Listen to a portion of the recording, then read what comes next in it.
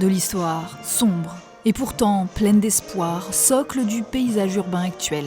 La bataille des Vosges lors de la Seconde Guerre mondiale démarre en septembre 1944 et durera 5 mois.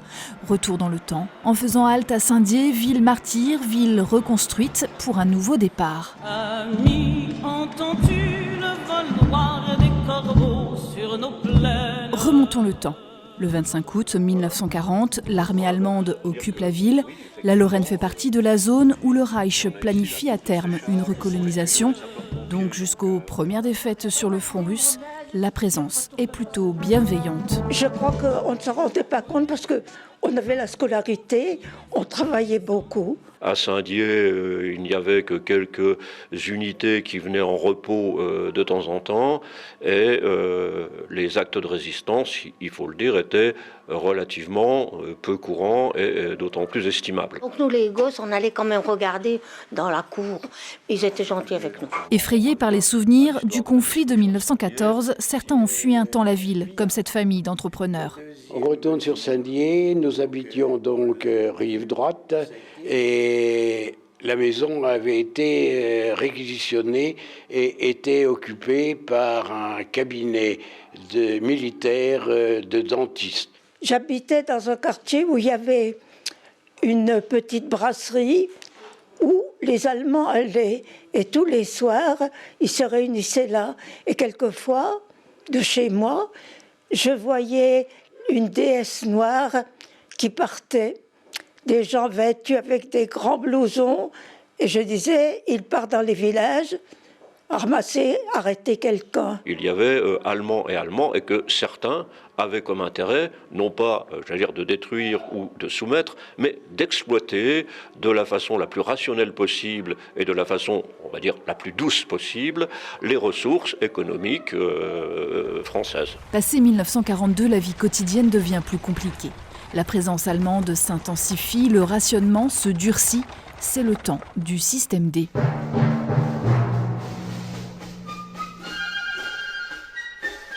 Le souvenir que j'ai, c'est ma maman qui lavait les épluchures et qui nous, quand elle pouvait avoir un petit oignon, un petit truc, qui les faisait revenir pour qu'on ait à manger. Ça, j'ai eu faim. Ça, je me rappelle de ça. Je me souviens des dernières années, c'est-à-dire 43-44, n'avoir plus vu au déjeuner ce qu'était le bol de lait. Maman était assez débrouillarde, elle a réussi à trouver de la nourriture. Mon père a arrêté de fumer à ce moment-là. La vie de tous les jours pour les enfants reste ponctuée par l'école, repère dans ce monde disloqué par la guerre. Les bombardements des Alliés, des conflits avec les maquisards, la prudence est de mise. Nous les gosses, déjà, à part qu'il fallait pas faire de bruit, qu'il fallait vraiment très, très obéir parce qu'on nous faisait la peur des Allemands. Ça c'est sûr, les parents, les Allemands sont là, faut pas faire de bruit, faut pas crier, faut pas. Ça, oui. Mais à part ça, la peur. Ça, la peur, on l'avait. Les gosses, on l'avait. Mais néanmoins, on était jeunes.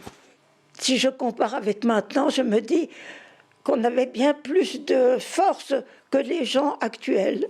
Il y eut, par exemple, la fameuse alerte avec un énorme combat aérien. On avait quitté l'école et on avait été renvoyés dans nos familles. Et donc ça, cette dégradation des conditions de vie, ce poids encore pas insupportable, mais un peu plus sensible donc de l'occupant, puisque tout ce qu'il y a de plus intéressant va à l'occupant. Les Alliés débarquent le 6 juin 1944. Fin août, ils sont déjà à Paris. On prévoyait déjà, parce qu'il y a eu quelques bombardements, quelques obus qui sont venus, mais on attendait les Américains qui ne venaient pas. L'excitation, l'agitation grandit. Mais la libération des Vosges ne se fera pas sans heurts. Les Allemands se sont en fait repliés pour défendre coûte que coûte l'ancienne frontière dessinée par la ligne bleue des Vosges. La Moselle, la Meurthe servent à ralentir la progression des Américains.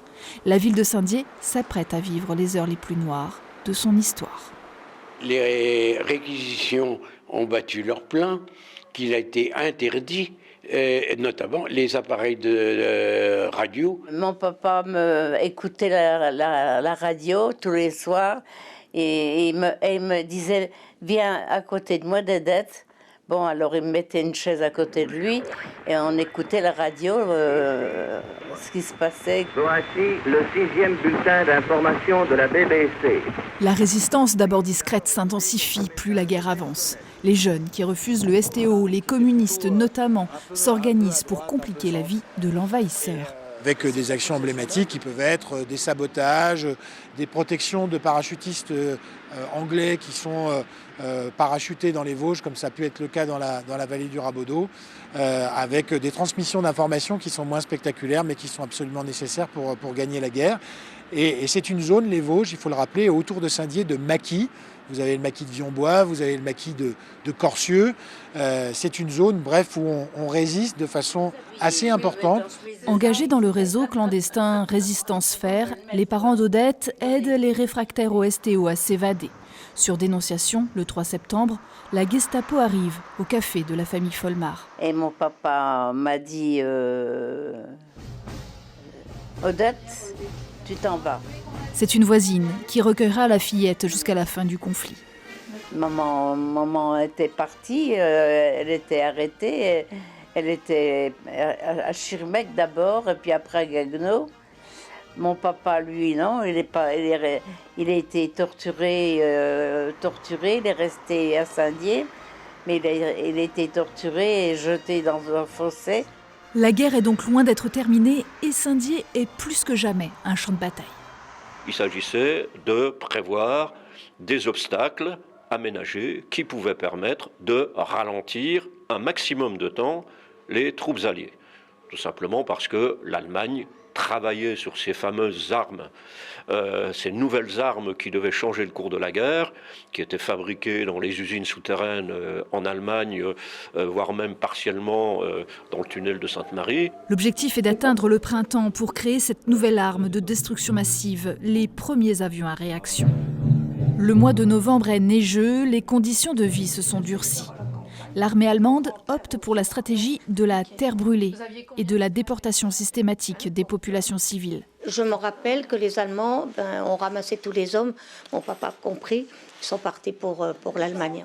Le 8 novembre, 943 hommes de 16 à 45 ans sont déportés. Ça, je me rappelle, toujours dans la rue des Lioles, elle était noire d'hommes. Mes parents ont pris la décision de tu ne pars pas. Et il a fallu qu'il ramasse tout ce que mon père pouvait avoir de documents où pouvait figurer la date de naissance. La falsification de ces papiers va fonctionner et permettra de leurrer l'occupant. Les autres, moins chanceux, seront déportés à Mannheim pour travailler. Une tactique qui doit couper court à toute envie de rébellion.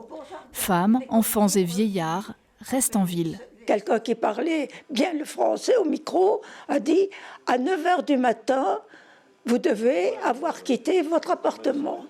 La Wehrmacht évacue le nord de la ville. C'est avec les moyens dont on dispose, c'est-à-dire la fameuse charrette, les vélos, puis après les plus forts avaient la valise. Tout le monde était là, même les personnes des villages voisins qui venaient avec des animaux, ce qui a permis de nourrir la population. La population se réfugie, rive gauche, avec les moyens du bord, accueillie chez qui le peut. La bourgade de 20 000 habitants en 1940 en compte moins de 15 000 en 1944. Mais les habitants des villages alentours sont aussi en fuite. 40 000 personnes s'entassent autour de l'église Saint-Martin. Cette nuit-là, on est descendu dans les caves et j'ai dormi sur un tas de boulets. Et on voyait aussi les camions allemands qui partaient chargés de meubles. On les voyait. Donc ils avaient volé tout ce qui était là, tout ce qu'ils pouvaient. Et ça partait vers l'Allemagne. Les hommes de la maison avaient fait tous des lits superposés. Et les gosses, on dormait tous ensemble. Hein, et voilà, on vivait dans les caves. Pendant 4 jours, les soldats pillent la zone évacuée. Des camions partent nuit et jour. Machines à vapeur, turbines, installations ferroviaires sont détruites. Après quoi, le 13 novembre, les troupes slaves, engagées par l'armée du Troisième Reich, commencent à incendier maison après maison. Ils avaient des grenades incendiaires dans les mains, ils jetaient par les fenêtres et ça brûlait. Et moi, Saint-Dié brûlait, ça ne voulait pas trop dire, j'avais 7 ans.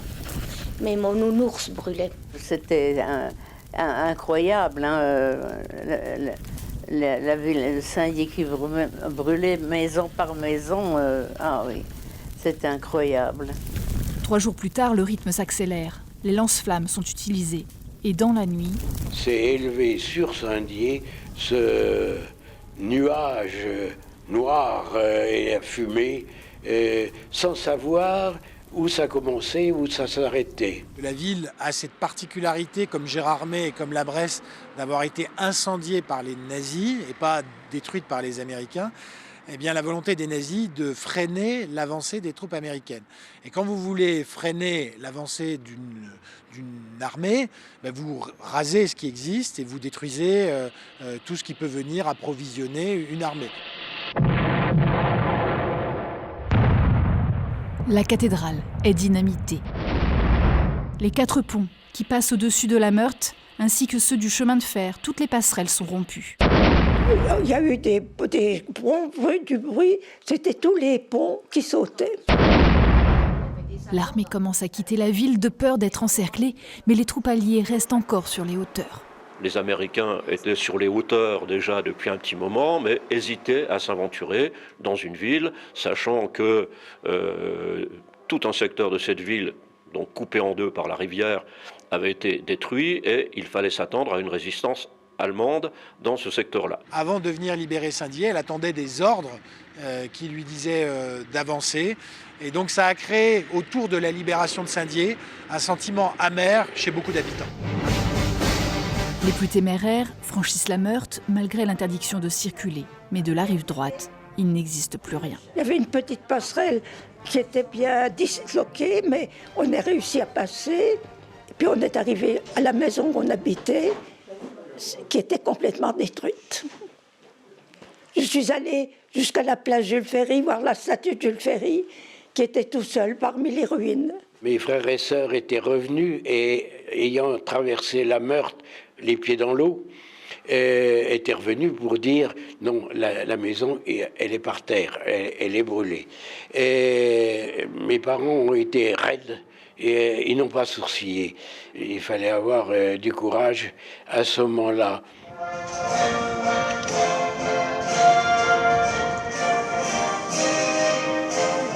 À compter du 23 novembre, la ville de Saint-Dié est libre. Nos écoles étaient détruites, donc on était à la Providence, dans la rue Pasteur, toujours côté gauche.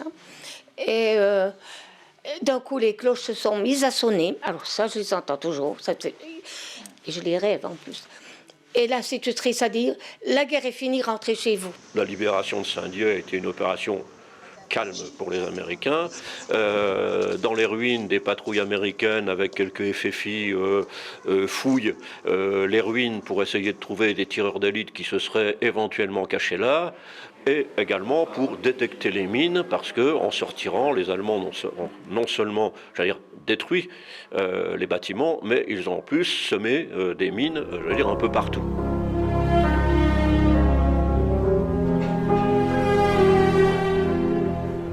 C'est une ville en ruine, mais une ville libre.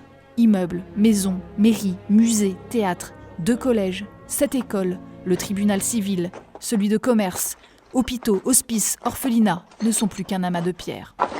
On était mal logés, on n'avait rien, mais je crois qu'on réagissait. On savait qu'on était libérés du joug allemand, que c'était déjà la chose la plus importante. Là. C'est comme ça, quoi. La vie a repris normalement, voilà. La vie a repris normalement. Les autorités recensent 10 585 sans-abri. 4 industries et 400 commerces ont été démolis. Les Suisses et les Américains fournissent des cabanes en kit. Les sinistrés vivront dans ces baraques, certains durant 20 ans. Immenses bidonvilles, souvent sans eau ni électricité, en attendant la reconstruction. Il en existe quelques vestiges sur le secteur, transformés en granges pour la plupart. À l'époque, toutes les voies de communication sont rompues. Le ravitaillement est assuré par le génie militaire. La guerre qui ne sera terminée officiellement que le 8 mai 1945 Et pendant toute cette période-là, avec les opérations qui se mènent en Alsace puis en Allemagne, Saint-Dié va être un lieu de passage de troupes, un lieu également où on va retirer certaines unités du front quand elles sont trop éprouvées, notamment dans les combats de l'hiver 44-45, donc sur l'Alsace, et on les met en repos à Saint-Dié dans les quelques bâtiments qui sont encore disponibles. Mais il fallait construire le plus vite possible, industrialiser la construction. Comme dans toute la France, le ministère de la Reconstruction et de l'Urbanisme, le MRU, projette des reconstructions et donc différents architectes sont nommés. La singularité à Saint-Dié-des-Vosges, parce qu'il y a beaucoup de villes françaises qui ont été reconstruites sur le littoral atlantique ou même dans le Grand Est, sa singularité, c'est qu'on va avoir un projet global de reconstruction. C'est donc Jacques-André de Nancy qui est nommé pour faire une proposition. Sauf que parallèlement, on a Jean-Jacques Duval, donc le propriétaire de cette usine Duval de bonneterie qui existait déjà, qui connaît Le Corbusier, qui admire son travail et qui l'a déjà rencontré, qui décide de le solliciter. Se présente l'occasion de réaliser un plan d'urbanisme exceptionnel, à l'échelle de toute une ville. Le Corbusier, que l'on connaît aujourd'hui pour ses unités d'habitation verticale, notamment la cité radieuse de Marseille, propose de développer des cités-jardins au pied de la rivière. Des unités d'habitation qui font 17 mètres de haut et qui permettent de loger chacune 1600 habitants. Il imagine un bâtiment administratif sous forme d'un gratte-ciel de 75 mètres de haut qui regroupe absolument tout, c'est-à-dire la mairie, la sous-préfecture, mais aussi l'évêché. Le tout entouré d'immenses parcs, un plan de ville qui chamboule les habitudes des Déodaciens. Et il faut imaginer ici la cathédrale. Ce projet fait débat très rapidement. Il y a des gens dans la population qui le soutiennent et qui l'encouragent. Ce projet a énormément de succès à l'étranger, notamment aux États-Unis. Il est vraiment célébré, reconnu. Mais localement, il y a d'autres priorités, notamment celle des habitants. On a eu des plans un petit peu trop d'avant-garde à l'époque qui n'ont pas été acceptés. D'ailleurs, beaucoup de personnes voulaient retrouver leur maison, ce qui n'en était pas possible. Mais la rutière est restée la rutière. Car effectivement, le projet de l'architecte Le Corbusier est retoqué. Les avis sont partagés parmi la population, mais Le Corbusier traîne aussi son image de fasciste proche du régime pétainiste, un projet politiquement impossible à soutenir ici. Ces projets de reconstruction moderne. Puis il y avait la manière dont chacun souhaitait avoir tel ou tel espace. Ici, on est devant la synagogue, par exemple, qui est aussi un bâtiment qui a été livré tardivement. Il fallait que la communauté juive de Saint-Dié exprime ce qu'elle souhaitait pour sa nouvelle synagogue. Donc il faut bien voir qu'il y a un dessin global et puis chaque projet est singulier. Et d'ailleurs, quand on regarde la rutière, ce qui fait qu'on voit que les immeubles n'ont pas la même taille, ce sont les chéneaux. C'est finalement les grandes lignes du projet de Jacques-André, revues par un architecte local, Paul Rézal, qui reprend les bases du cadastre d'avant-guerre qui verra le jour. Puis il fallait apporter effectivement un confort nouveau. Et ces appartements qui ont été construits rue Thiers, par exemple, rue Dauphine, c'est des appartements qui avaient les toilettes pour chaque appartement, qui avaient des espaces qui étaient censés être plus lumineux, plus facilement accessibles. En 1952, la rue Thiers, la rue principale, n'est encore qu'un amas de pierres. Pour redonner ses couleurs à la ville vosgienne, il est décidé d'injecter du grès dans le béton, un matériau peu onéreux et facile d'utilisation. Le centre administratif de Saint-Dié, la mairie de Saint-Dié, ce ne sera que dans le début des années 60. C'est des coûts énormes. Après, il faut bien se représenter qu'il y a des dommages de guerre et que les reconstructions sont prises normalement à l'époque sur les dommages de guerre. La question de la main-d'œuvre des prisonniers de guerre allemands qu'on va utiliser jusqu'en 1947, ça va être très temporaire.